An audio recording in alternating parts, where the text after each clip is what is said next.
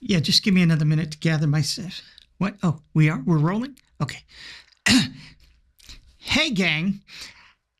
Well, Alex O'Connor has finally done it. He's finally made me feel the need to, can't believe I'm going to say this.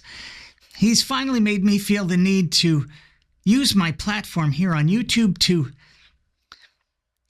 defend Christians.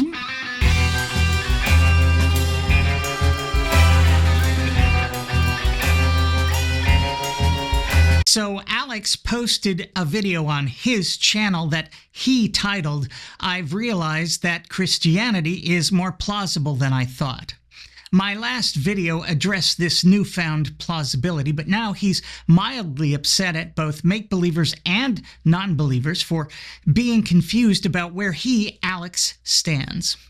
And in particular, he's upset that Christians are having Christgasms over the sweet nothings Alex has been whispering into the ears of Christians, with just such a video, and statements like this. My listeners know that I'm somebody who would love to be a Christian. I'd love for it to be true. In his video, Alex shows us the titles of various Christian videos responding to his video with Bear Grylls. I didn't even know bears knew how to grill. Alex O'Connor just admitted it. Christianity might actually be true. He debated Christians for years, then admitted this about Jesus. Did Alex O'Connor convert to Christianity? Alex O'Connor is no longer an atheist? Alex O'Connor, no longer an atheist. Here's why. Alex O'Connor, no longer an atheist. Here's why. Part 2. Alex suggests that Christians have taken this one comment about plausibility and run with it without warrant. But if you watch that video, Alex doesn't sound like atheist Alex. We've seen that Alex. He's a beast. Just ask the felonious Dinesh D'Souza. Instead, Alex talks about the Gospels like they're just reliable accounts without pushback, without ever raising any of the obvious problems or objections we all know about. It's just like two Christian buddies talking about Christianity. You're very clever.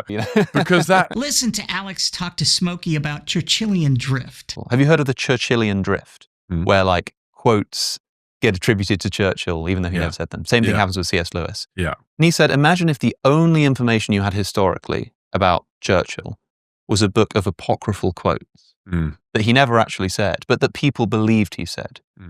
You'd still get a pretty good picture of the kind of person Winston Churchill was. That's worse. This is supposed to be some kind of parallel which suggests that we can know the character of Jesus even if the Gospels are full of things Jesus never actually said.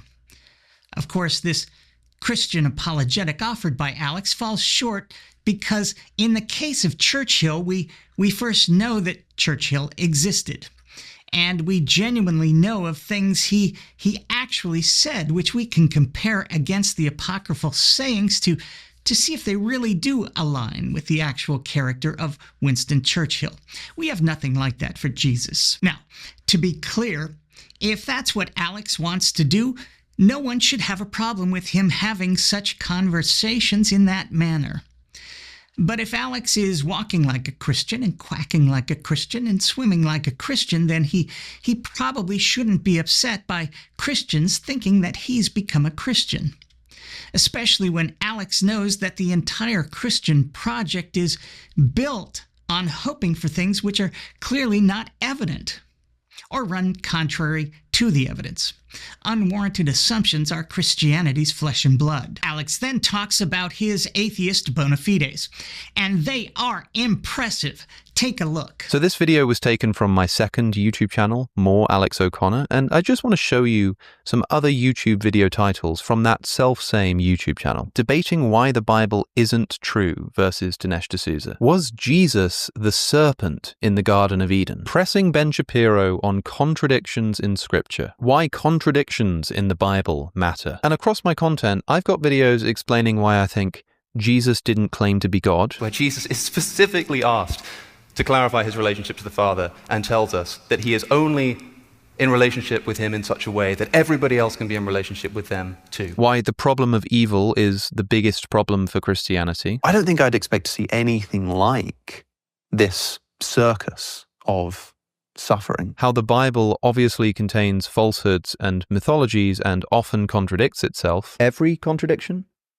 All of them? How about, for instance, how I think the Bible promotes sexism. If there is something they want to learn, let them ask their husbands at home, for it is shameful for a woman to speak in church. And slavery. The scriptural injunctions towards the ownership of other human beings as private property, the bequeathing of them to your children as inheritable property, and the differential treatment of slaves who are Israelites and slaves who are not. And genocide. I get sick to death of people hand-waving away this genocide by some vague reference to the fact that Jesus came along to do something which somehow kind of undoes the immorality of it. And so, in the face of all of that, one clip in which I say, yeah, Christianity has got something going for it, and it's got more going for it than I realized when I was a teenager. Yes, Alex, you have been amazing at pointing to all of these ridiculous ideas coming from Christianity and the Christian Holy Book.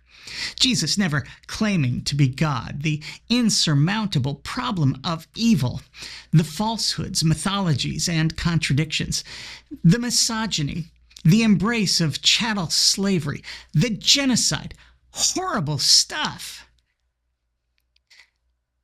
But then, my listeners know that I'm somebody who would love to be a Christian. I'd love for it to be true. Can you really not see how this is all very confusing to both make-believers and non-believers alike?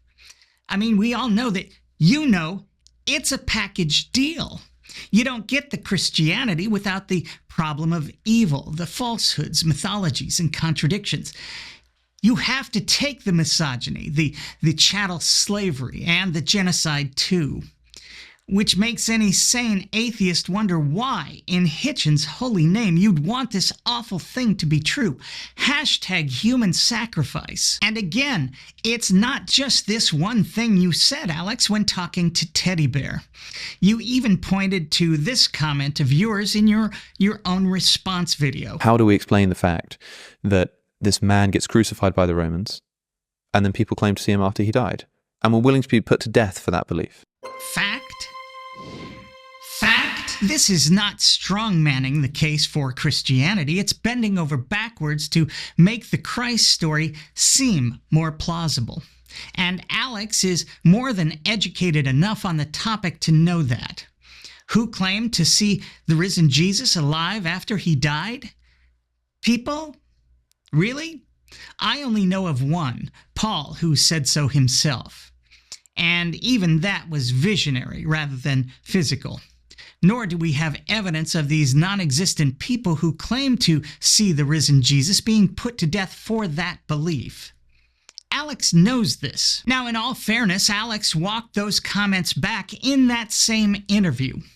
But to even state the case in such a way which makes it seem more plausible than it is, suggests to both make-believers and non-believers alike that there's some strange bias on your part, Alex. And it's making everyone wonder. I wonder if it's possible that your now ever-present desire to become a Christian has led you to ignore all of the amazing content critical creators and scholars have been putting out there in the last 10 years or so. I mean, we've had people like Pelagia, Francesca Stavrokopoulou, Kip Davis, Joshua Bowen, Megan Lewis, the ever-present jolly scholar Bart Ehrman, Dan McClellan, Justin from the Deconstruction Zone, etc., all making Christianity appear far less plausible. Maybe you've just missed out on all of that. You have been a very, very busy boy. Whatever the case, I hope that if you get a chance to see this video, you have some understanding of how and why both sides are a bit confused by some of the things you've said in the last couple years. I would still love for you to explain why you'd love Christianity to be true, why you'd love to be a Christian. Maybe that's a good place to start in your very next video. Personally, I think Alex wants to become a Christian so badly that he's actually evolving into the Trinity. So, when he goes up against someone like the felonious Dinesh D'Souza, he's the angry, powerful, tribal war god of Abraham, Yahweh. Sick to death of people hand-waving away this genocide by some vague reference to the fact that Jesus came along to do something which somehow kind of undoes the immorality of it. But when he's chatting with Ian, her CLE, he's gentle Jesus, meek and mild. My listeners know that I'm somebody who would love to be a Christian. I'd love for it to be true. If he starts growing wings and making people feel warm inside, we'll know I've nailed it, right? Here's something I've learned as I've grown up. When people are confused about my position or stance on something, and that confusion is equally left and right, religious and non-religious, when I'm confusing everyone, I've found that it's wise to look inward to see if there's maybe something I've done that's causing this confusion, rather than pointing fingers and chastising the people I've clearly confused. Once again, I'm me. Thanks for watching.